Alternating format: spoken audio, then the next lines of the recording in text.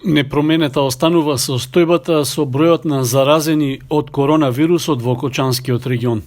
Според официјалниот извештај на Министерството за здравство, на подрачјето што го покрива Центарот за јавно здравје од Кочани, во изминатите 24 часа нема регистрирано ново заболени лица, но нема ниту оздравени.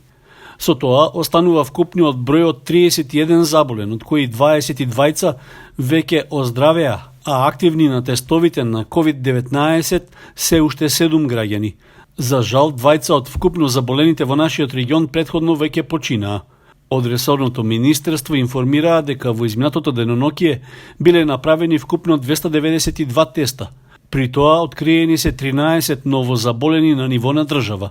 Од нив 5 мина се од Велес, по 3 од Прилеп и Тетово и по 1 во Битола и Куманово. Освен нив, 2 лица кои се од Прилеп и Битола починале како последица на компликациите од коронавирусот. За разлика од позитивните на тестирањата, податоците за бројот на оздравени е оптимистички.